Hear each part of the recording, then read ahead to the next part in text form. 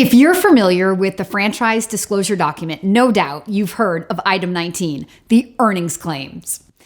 In the next 10 minutes, I want to share with you my opinions about how to use, and more importantly, how not to use an earnings claim in your due diligence process.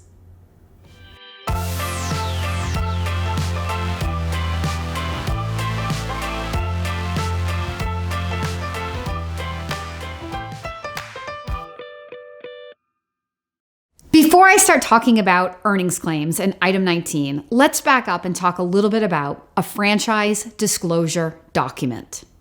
This is a federally mandated document that back in the 70s, when the government started regulating franchising, came into existence. In fact, its initial name was a Uniform Franchise Offering Circular, or UFOC.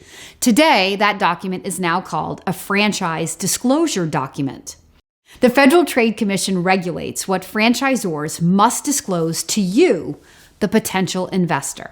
This is to protect you from fast-talking salespeople who may try to make up earnings claims or hire paid singers to sing the praises of the opportunity, and they're not even franchisees. Unfortunately, those type of unscrupulous business activities can still go on in other industries like business opportunities, licenses, and distributorships, which are much less regulated than franchising. This is one of the things that sets franchising apart from other types of opportunities. So every year, a business that operates as a franchise must update their franchise disclosure document and then re-disclose all of the candidates who are in the process of exploring that opportunity. This gives you the most up-to-date information on that franchise. The franchise disclosure document includes everything from like a history of the company, all the executive leadership, if there's ever been any litigation in the system. There's a complete list of the names, addresses, and phone numbers of all of the franchisees who are in the system. And there's so much in this document. But the purposes of this video is really to highlight Item 19, which is the earnings claim section. So let's get into that right now. Before I begin talking about Item 19, I want to stress that this is my opinion. There is more than one way to view an earnings claim, and I'm sure that if you had a panel of 10 franchise consultants, we might all have varying opinions on how to use, and in my opinion, more importantly, how not to use an earnings claim in order to make an investment decision. So when you open an FDD and you start looking at the earnings claim section, and let's say that you have not yet validated, meaning you have not yet spoken to any franchisees in the system, literally, you are looking at numbers on a page. Now, if the earnings claim is sensational, no doubt it's going to raise your excitement about this financial opportunity. But because there is so much more that goes into your success in a franchise than numbers on a page, it is my opinion that you cannot use an earnings claim to make an investment decision. On the flip side of that sensational earnings claim are earnings claims that are underwhelming. Many times I see candidates, otherwise very smart and qualified candidates, walk away from a perfectly amazing opportunity because when they looked at the numbers on that in that Item 19, they weren't excited by them. And they made the rash decision that, well, if that's all that can be made, this opportunity isn't worth my time. And I just sit over here and shake my head and say, why? But this is exactly why I have a business, to prevent you from making such a rash judgment that may not even be true. These are numbers on a page. We don't know what owners are doing to create those numbers on a page. Isn't it infinitely more important to you to know what owners are doing, what skill sets are required to create those numbers on a page? How many hours is an owner putting into the business to create those numbers on a page? How hard are they working? Like, What is the closing ratio? Are they having to talk to 100 people to sell one person to make that kind of money? Or out of every 2 people that they talk to, is one of them buying to make that kind of money? This is the kind of coaching that I offer to my candidates. I want to teach you how to get into validation with existing owners to really understand what a day in the life looks like as a successful franchise owner.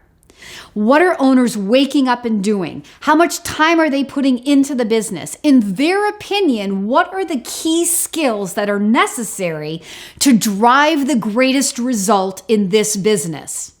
And then when you ask those questions, you can ask that owner about their numbers. So with their opinions of how this business should be run, then what are they able to produce from their business? But here's the thing. Not all business owners are created equal.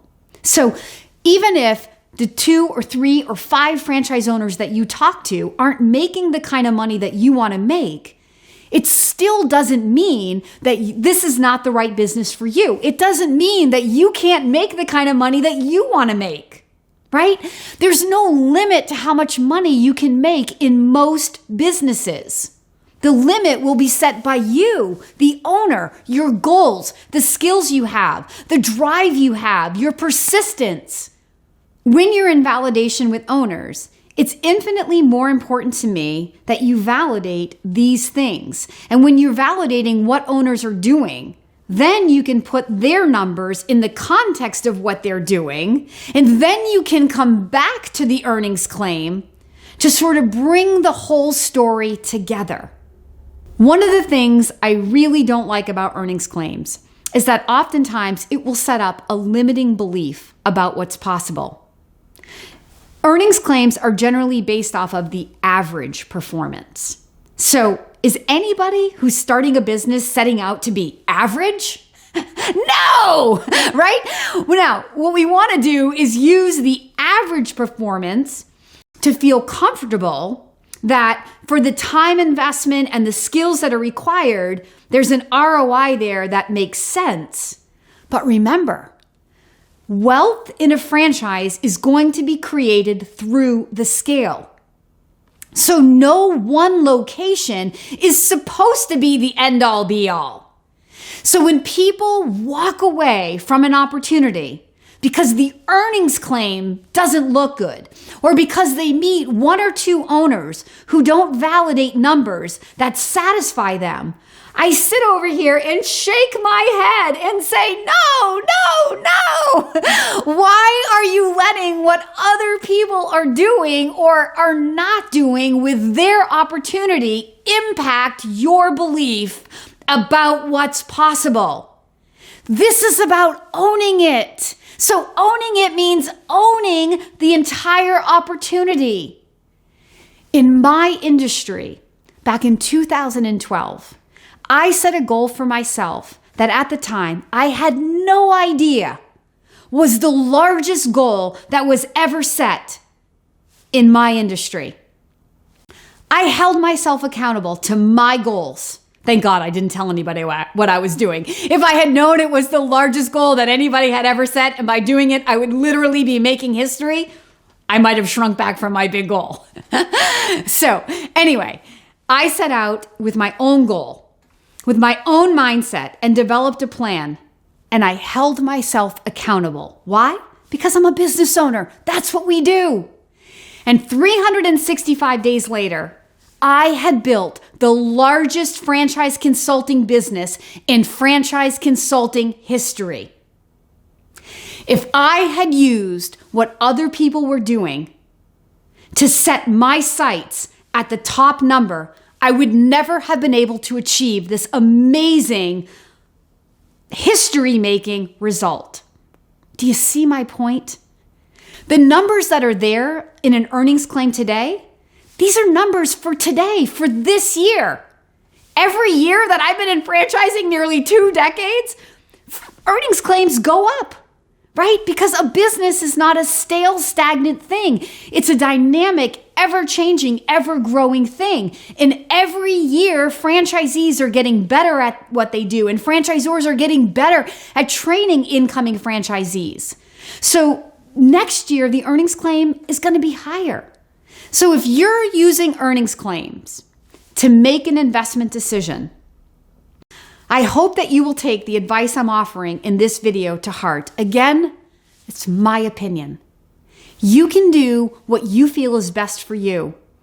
But I highly encourage you, if you have questions about using an earnings claim or validating, what are the specific questions to ask owners so that you can know you are asking the right questions regarding the potential earnings of an opportunity. I highly encourage you to leave a comment below or to email me today. This is why I have a business. This is what I am most passionate about. Protecting you from making an investment decision on limiting information in a franchise disclosure document and potentially limiting your future.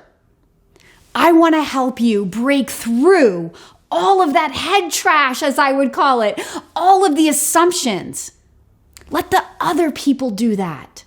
Come to someone like me, an experienced franchise consultant who can really teach you what's important about how to make an investment decision, what to use in a franchise disclosure document as a tool, and what to use in a franchise disclosure document as real advice.